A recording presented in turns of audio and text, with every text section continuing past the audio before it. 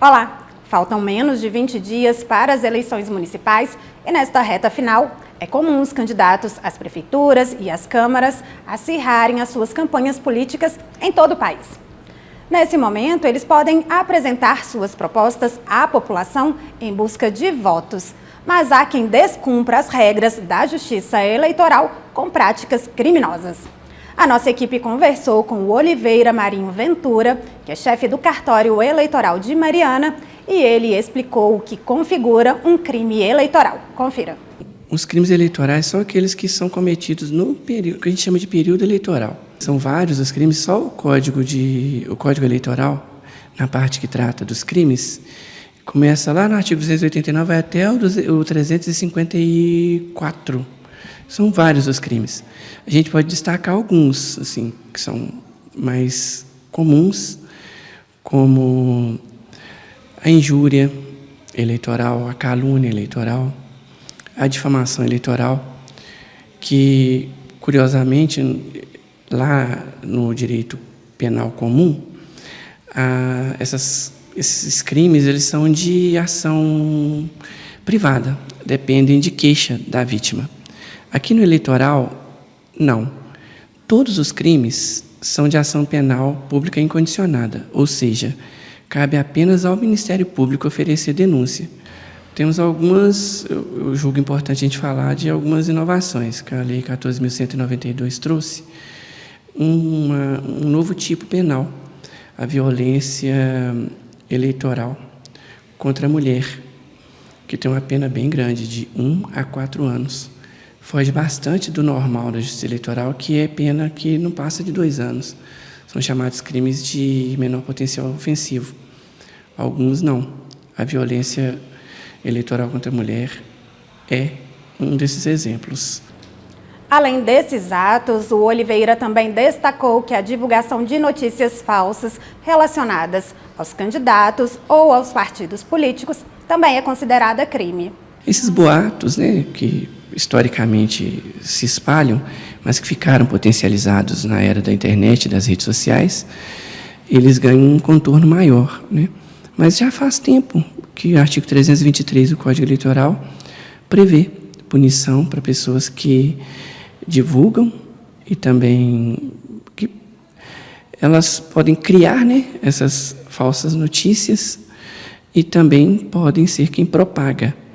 Quem propaga também está sujeito à mesma pena, lá do artigo 323, um dos parágrafos, prevê isso.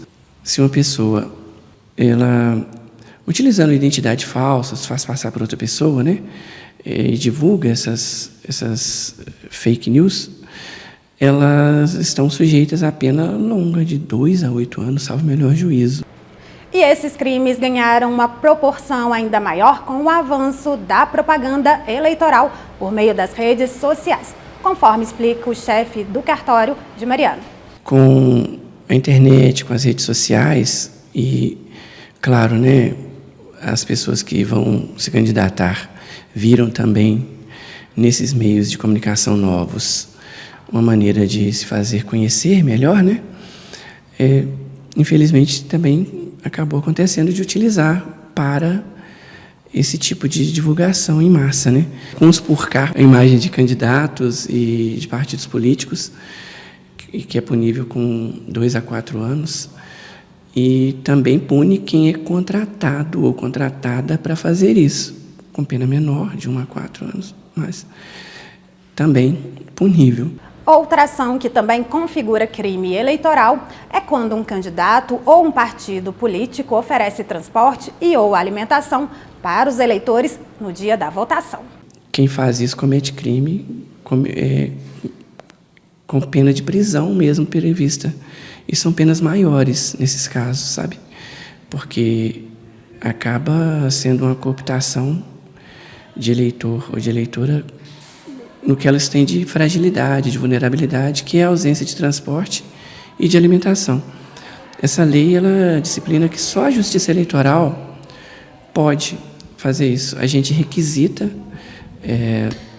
veículos de transporte do município e da empresa concessionária, no caso aqui é a Transcota, E eu friso o verbo requisitar, porque aí não é um pedido, não é uma solicitação, é uma requisição, é ato irrecusável. No dia da eleição, embora seja domingo, ela disponibiliza esse transporte como se dia útil fosse. E para os distritos, a gente determina que pelo menos um horário de manhã e um horário à tarde, ainda que isso não ocorra rotineiramente, no dia da eleição precisa acontecer. E para se ter uma ideia, até o dia 12 de setembro, a Justiça Eleitoral recebeu quase 30 mil denúncias relativas à propaganda política irregular nas eleições municipais de 2024. Dessas, mais de 4 mil foram registradas aqui em Minas. Não surpreende tanto, porque Minas Gerais é o segundo maior colégio eleitoral do Brasil. Então, daqui saem pessoas com a maior quantidade de votos, às vezes, né? Tivemos, no último pleito, uma pessoa que se elegeu com a maior quantidade de votos do país, ultrapassando até o primeiro colégio eleitoral, que é São Paulo. Então, não surpreende muito isso. Em números absolutos pode chocar, né? Mas, do ponto de vista proporcional, não, porque a gente só perde para São Paulo como colégio eleitoral. Agora, não deixa de preocupar, né? A gente precisa estar atento. Este ano até que está tranquilo aqui em Mariana, do ponto de vista das denúncias, né? De uso de redes sociais para fazer propaganda negativa de candidatas e candidatos. Para o Oliveira, o grande número de denúncias ressalta a importância da população se preparar e pesquisar bem sobre os candidatos, no intuito de garantir um pleito democrático. Acompanhe. Nós temos a ferramenta Pardal, em que dá para a pessoa tanto fazer as denúncias de maneira anônima, caso queiram, e também para ver se há algum tipo de denúncia lá. E caso vire notícia de irregularidade na propaganda, que é uma sigla, que é uma classe processual nossa, NIP, pode virar uma NIP, né? A gente faz um filtro, porque há interesses em jogo e a Justiça Eleitoral não pode ser arrastada para essa arena. E além dessa ferramenta, o Oliveira ressaltou que os processos são públicos e podem ser consultados pela população. Ele também reforçou a importância dos cidadãos denunciarem os crimes eleitorais. Apenas excepcionalmente processos ficam sigilosos. Por exemplo, quando pode acarretar a perda do mandato, o cancelamento do registro, a cassação do diploma. Só nesses casos é que os processos são sigilosos. Em qualquer outro caso, esses processos são públicos e podem ser pesquisados no PJE Consulta Pública.